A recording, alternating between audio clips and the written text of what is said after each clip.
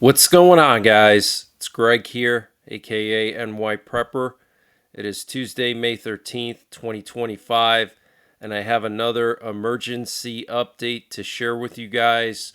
Right now, it is 16:11 Eastern Time here in the United States, and we have some major breaking news being reported by the UK Telegraph.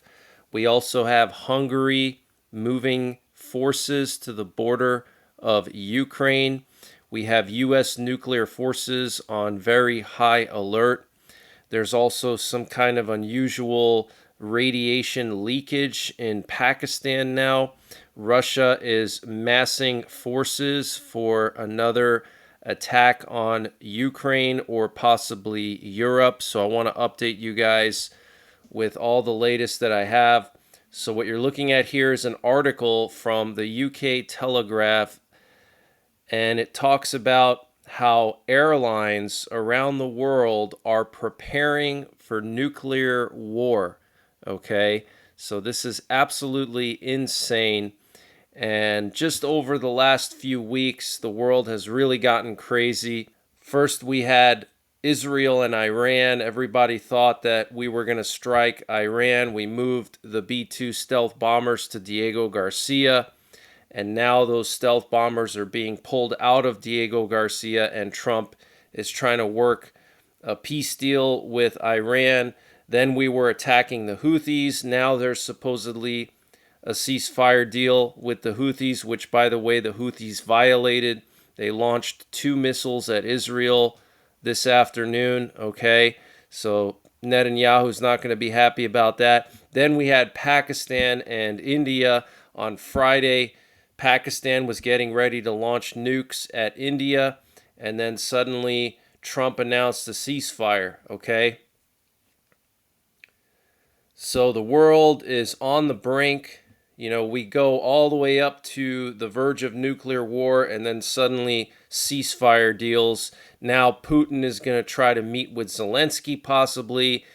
So something big is brewing, guys. All of these situations are distractions, in my opinion, and they're tests, okay? But something massive is about to happen. I don't know exactly what, but all I can tell you is get prepared. Make sure you have all your food and water and your bug out bags and a nuclear war survival plan. Check out my nuclear war survival videos. You need to know how to find a fallout shelter if there was ever a nuclear war. So I want to read this article to you guys, but something big is going on. Airlines are taking steps to ensure that they can keep flying even after the outbreak of a nuclear war. Jets could continue to fly following an atomic blast under special insurance policies being drawn up to address the possibility of conflicts escalating in Ukraine and Kashmir. Currently, policies that date back to the 1950s would force the grounding of all civil aircraft worldwide in the event of a single nuclear detonation, based on the assumption that this would lead to the outbreak of a third world war. Okay, so they specifically identify conflicts escalating in Ukraine and Kashmir, and this is insurance, okay, nuclear war insurance for private airlines, okay? And they say here that if there was a single detonation of a nuclear weapon, all flights would have to be grounded. However, with the deployment of nuclear weapons now regarded as more likely to involve so-called tactical warheads used in a limited role on the battlefield, the insurance industry has developed plans to allow flights to continue in regions removed from the conflict zones. Okay, so this is all about a tactical nuclear exchange, one that doesn't go into a global nuclear war between the great powers, okay, but just a small scale nuclear exchange, and it would allow private airlines to continue to fly. And if they can't, then they're going to get insurance payment from the insurance companies, okay? Gallagher, the world's largest aviation insurance broker, began working on the scheme when Vladimir Putin threatened to deploy Russia's atomic weapons against Ukraine in 2022. Its plans have been given fresh impetus by the clash between India and Pakistan over Kashmir, where hostilities reached a level not seen for decades over the past week. Nigel Wayman, senior partner at Gallagher, said the Ukraine conflict had revived interest in nuclear-related insurance policies. Wow. He said back when the wording was drawn up, it was assumed that any hostile detonation meant that it would be all over, Armageddon. But what they didn't have in those days was tactical nuclear weapons that vary in size and impact and which are ultimately very usable. The latest generation of the American B-61 air-launched gravity bomb carries a nuclear warhead with a yield as low as 0.3 kilotons, for example. That compares with 15 kilotons for the bomb dropped on Hiroshima in 1945 and 100 kilotons for a single Trident II missile warhead. So very, very interesting. While Britain retired its last tactical nuclear warhead in 1998, Russia is believed to have almost 2,000. North Korea unveiled what it claimed was a tactical nuclear weapon in 2023, while Pakistan's Nasser missile can also carry a battlefield nuclear warhead. Mr. Wayman said, why should Air New Zealand, for example, be grounded in the event of a nuclear detonation in Europe that was quite minor, albeit not for the people near it? Airlines find workarounds for whatever challenges they face, safe corridors, minimum heights so that ground-to-air missiles can't reach them. Volcanic ash clouds affect big areas, but the world keeps flying, yet a few words on an insurance policy can ground every jet there is. The broker has come up with a plan that would see a select number of insurers evaluate where airlines should be permitted to fly after a nuclear detonation, aided by analysis from security experts at risk management specialist Osprey Flight Solutions. The 15-strong group, which includes Allianz, the world's largest insurer, would meet within 4 hours of a detonation and evaluate the threat to airlines on a country-by-country basis. Okay, so these insurance companies would meet with a risk management company and they would determine which parts of the world are safe to fly in and which are not. So just the fact that they're even thinking about this and they're making insurance policies for this for airlines just tells you how unstable the world is right now. Okay, think about it. Okay, airlines are literally now going to start taking out nuclear war insurance. Absolutely insane. The plan would provide each carrier with $1 billion per plane of war cover for passengers and third parties, compared with $2 billion or more under existing policies. Mr. Wayman said the cost of the scheme will amount to less than the price of a cup of coffee per passenger if ever triggered, something easily passed on in ticket prices. Airlines spent about $1.3 billion on insurance premiums last year to cover slightly over 4 billion passenger journeys, indicating a current cost of around 33 cents per customer. Around 100 airlines have so far signed up for the plan out of the 500 or so worldwide. Wow. So you're talking about 20% of all airlines have already signed up for this nuclear war insurance plan, okay? About 60 in Europe have joined, though low-cost operators are proving reluctant, Mr. Wayman said.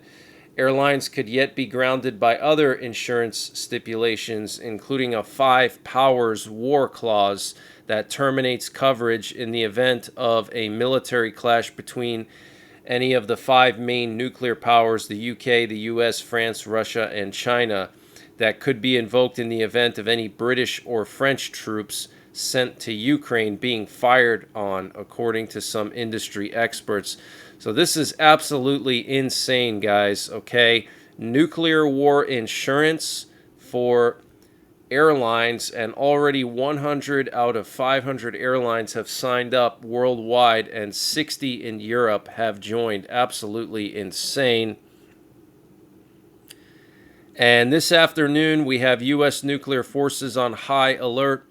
We have a high priority reconnaissance plane that just completed this big patrol over the central and southern plains and New Mexico and Colorado, and it was looking towards Mexico actually, and it was also looking towards the Pacific and Atlantic. So it did a gigantic pass here, a giant box pattern, which allows it to see in all directions, east, south, west, and north. And we do know that Trump is in Saudi Arabia right now, so this could potentially just be security to make sure there's no threats to the homeland. We also have a nuclear war command and control plane that just took off from Oklahoma City. We have another AWACS plane off the coast of Northern California this afternoon, second afternoon in a row. And we have two B-52 nuclear bombers airborne over Louisiana all afternoon. So something is definitely brewing. We had 35 emergency action messages yesterday, okay? And the last time we had that many was probably 2 or 3 weeks ago. We went for like an entire week and a half with absolutely no emergency action messages, no nuclear codes transmitted by the U.S., which is very unusual, and they were just basically maintaining radio silence in anticipation of a nuclear exchange between Pakistan and India, and then that never happened. And then now all of a sudden they transmit 50 messages in the last 36 hours or so, 15 so far today, 35 yesterday, which is a lot. So something is going on. It's not just because Trump is overseas and they're, on high alert because of that, okay? Now, earlier today, all of Ukraine was lit up under an air raid alert. And if you remember, the Kapustin Yar test range, which is where Russia launched the Oreshnik missile from the first time around at Ukraine, has been closed for the past 24 hours for unknown reasons. The airspace around that area, okay? So I don't know if Putin is planning some kind of an Oreshnik strike on Ukraine, even though he said that he wants to have direct talks with Ukraine. So something is going on, guys. Please make sure you're getting prepared. And we have some new footage coming out of Hungary, supposedly. Hungary is now building up its troops on the border of Ukraine in the Carpathians part of Ukraine, in western Ukraine. And apparently they have closed down 5 border crossings with Ukraine, and they're basically stopping any flow of NATO weapons into Ukraine, okay? But here we have video footage apparently showing the Hungarian military. I'm not exactly 100% sure whose military this is, but this is coming from the Hungarian-Ukrainian border. I don't know if it's Ukrainian forces that are massing there now or Hungarians, but you can clearly see American equipment here. So it could potentially even be Ukraine. We'll have to see as the hours go by. But I'm going to just play this for you. And before I continue with the breaking news, I wanted to mention the sponsor for this update, which is NYPrepper Supply. Guys, NYPrepper Supply has brought back their $200 discount on their 3-month emergency food supply. And to get the discount, you got to go to preparewithnyprepper.com. And the link is in the description below this video. That's preparewithnyprepper.com to get $200 off the NYPrepper Supply 3-month emergency food supply. This is freeze-dried food, so it has a 25-year shelf life, and it's all packed within 6 rugged, watertight buckets, so it doesn't take up a lot of space. You can easily fit this in a small closet in a studio apartment, and the food has all of your essential vitamins and minerals and up to 2,000 calories per day. So use the link preparewithnyprepper.com to get the NYPrepper Supply 3-month emergency food supply, 25-year shelf life for just $500. That's $200 off their normal price. So use the link in the description below this video.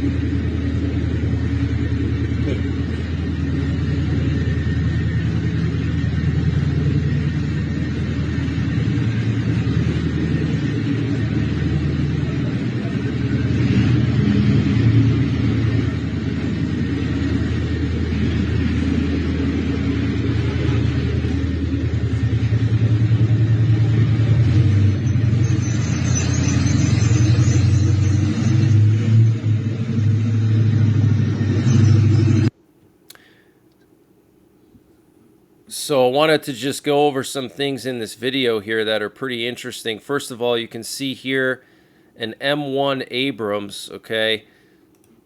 This vehicle right here, that's an M1 Abrams, okay? Now, another interesting thing that tells me this is in Eastern Europe somewhere and this is not coming from the US is this electric pole right here. Okay, we don't have electric poles that look like that. This is the old Soviet electric poles that are still standing today across all of Eastern Europe, from East Germany area all the way to Russia. I know because I've been to Poland multiple times in my life, and all of the electric poles in Poland look like this. Also, if you go to Slovakia, Czech Republic, all the countries in Eastern Europe, their electric poles have that look to it. It's like some kind of concrete.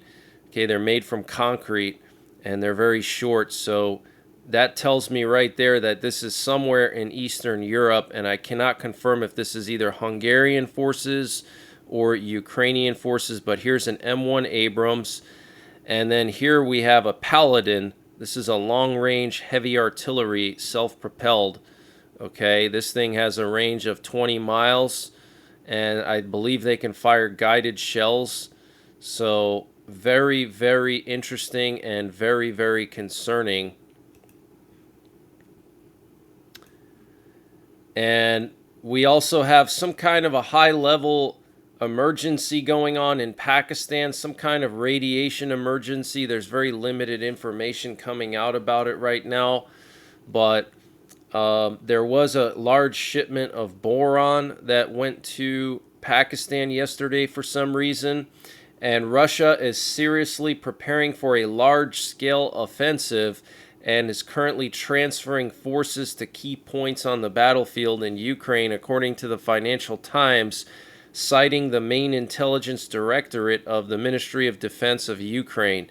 Okay, so Ukraine is saying, wait a minute, Russia is massing forces in key areas along the front line. Okay, and they're preparing for a large-scale offensive. And Putin said yesterday that Russia is now recruiting 50 to 60,000 volunteers into the Russian army every single month. Okay, 50 to 60,000. That is insane. Okay, so they're massing a 1,000,000-man army for a huge attack on Ukraine and the Baltics and possibly Finland. I think we're going to see an all-out war between Russia and Europe. I really do. I think we're going to see missile strikes on Finland, Poland, maybe even Germany. Okay, I think we're going to see a ground invasion into the Baltics and the Suwalki Gap, and then also simultaneously a massive push into Ukraine. Okay, Russia's going to launch a full-scale offensive in all these areas. So get prepared, guys. And the U.S. is discussing the deployment of British, French, German, and Polish forces into Ukraine, into the western half of Ukraine, west of the Dnipro River, as part of a peaceful settlement in Ukraine, according to Keith Kellogg. Wow. Okay, so Keith Kellogg is Trump's Ukraine expert, and he is confirming that the U.S. is discussing the deployment of British, French, German, and Polish forces west of the Dnipro. This could push Putin over the edge, okay? And we also heard threats from Western European politicians today saying they're going to put sanctions on Putin if he doesn't immediately agree to a 30-day ceasefire. So this could all be a big show, okay? Putin could be saying, yeah, we want direct talks, so this way Ukraine lowers their guard, and then boom, suddenly he invades, okay, and launches a massive offensive, and then attacks the Baltics at the same time, okay, unexpectedly. And the timing is perfect because we know Trump and the Europeans don't get along, so there would be a lot of chaos if that were to happen. And Trump's representative, Keith Kellogg, said if Putin comes to talks in Istanbul this week, Trump will go there too. And Trump's special envoy, Steve Witkoff, and also Keith Kellogg will be going to Istanbul to participate in talks between Russia and Ukraine, which are going to start tomorrow. And also Rubio is going as well. And the Russian Deputy Foreign Minister Sergei Rybakov said Ukraine must recognize Crimea and also the new regions that entered into Russia. So he's saying that basically all of the occupied territories of Ukraine have to be recognized as Russian territory by Ukraine for there to be any kind of a ceasefire. Okay, and Ukraine's not going to agree to that. So there's not going to be any miraculous peace deal. And if there is, I would be very, very cautious about it. Okay.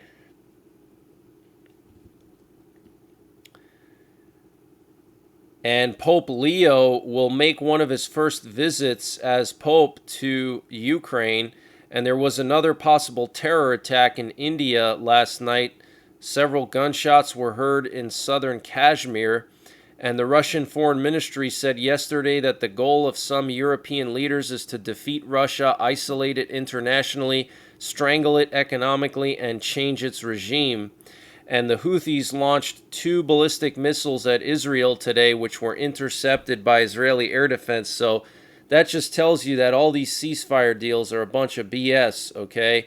And they don't last. And I'm sure Israel is really pissed off that Trump went behind their back and signed this ceasefire deal with the Houthis, okay, literally terrorists, okay? He agreed to a ceasefire deal with terrorists, and now they're launching missiles at Israel. So Netanyahu's not going to be happy about that. And apparently another U.S. MQ-9 drone was shot down over Yemen, okay? And this is a recon drone, I believe. So I don't know how many they shot down already, but this is absolutely insane. And the Pakistani military confirmed that 11 of their military personnel were killed and 78 wounded in Indian retaliatory strikes in response to Pakistani attacks over the weekend. And India canceled all flights tomorrow to the Jammu and western Punjab regions. Okay, so that's the area along the border with Pakistan in northern India where the fighting has been going on. India canceling flights over there. And there was some kind of a crazy situation in Libya last night. Heavy fighting broke out in Libya following the assassination of a top government official, Abdul Ghani al-Kikli. Tripoli International Airport suspended all traffic. And there's apparently large clashes taking place in the Libyan capital right now in Tripoli. And due to the security situation in the capital, the Melita Oil and Gas Company decided to suspend operations at the company's headquarters. Wow. And all scheduled flights to all onshore and offshore sites were canceled. Very, very interesting. And aircraft stationed at Mitiga Airport have been redirected to Misrata and Benghazi airports amid fears of armed clashes breaking out near the airport. So total chaos breaking out in Libya. And Steve Witkoff said, "We hope to organize a peace summit between Zelensky and Putin soon. European leaders are ready to wait for the meeting between Zelensky and Putin in Turkey before demanding new sanctions against Russia." And Bloomberg, citing sources, reported that the U.S. has not yet decided on its possible next steps if Russian-Ukrainian negotiations fail. And the EU has decided to sanction 25 Russian oil tankers and prevent them from entering the Baltic and North Sea if peace negotiations fail in Turkey. And the Ukrainian Air Force said they shot down 55 out of 108 Russian drones last night. And Netanyahu expressed concern at a closed Knesset meeting yesterday about the possibility of Washington selling F-35s to Turkey. So another blow to Israeli-U.S. relations is the U.S. selling F-35s to Turkey, and also now they're talking about selling them to Saudi Arabia. So Israel's not going to be happy about that because so far they are the only country in the Middle East that has F-35s, okay? So they have an advantage over all their neighbors, and now the U.S. is going to start selling F-35s to everybody willy-nilly. So this is very concerning.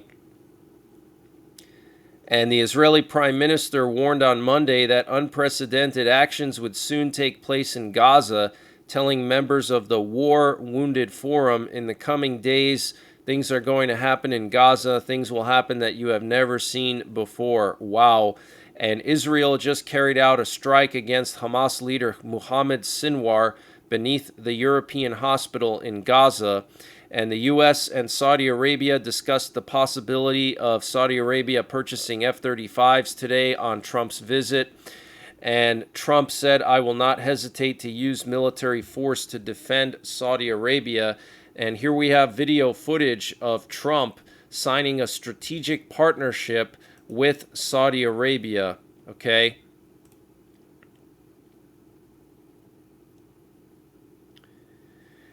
And Trump announced in a speech in Saudi Arabia that he will be lifting U.S. sanctions on Syria. And Microsoft began laying off nearly 3% of its entire workforce on Tuesday, the largest mass layoff by Microsoft in more than 2 years. And on May 13th, Taiwan will hold 4 different exercises, 3 of which have overlapping prohibited entry zones. Air defense drills, including possible test launches of the Land Sword 2 surface-to-air missile platform, are expected. Okay, so that's today. Massive drills in Taiwan. Okay, 4 zones have been shut down, 4 NOTAMs. Okay. And Taiwan conducted the first test launch of a new missile system supplied by the U.S. The system that Taiwan tested is the one that Ukraine used extensively against Russia. Interesting. The system could be deployed to strike targets inside China in the event of a war over Taiwan. And Taiwan launched the missiles from a test center located in a remote area on the Pacific coast. Interesting. So these are missiles that Ukraine used. So I wonder what they're talking about here. Maybe ATACMS. That's the only thing I can think of that could reach Taiwan, reach China from Taiwan. Be ATACMS. And then here we have video footage of the Saudi F-15s escorting Trump's plane to Riyadh. Okay. And the Chinese President Xi Jinping vowed on Tuesday to deepen ties with Latin America at a time of bloc confrontation. So guys, the great powers are setting up for a big confrontation, a big war, okay? But that's the latest breaking news that I have. I might be back later on tonight with more breaking news. So until the next time, take care, God bless, and don't forget the 3 Ps: prepare, practice, and persevere.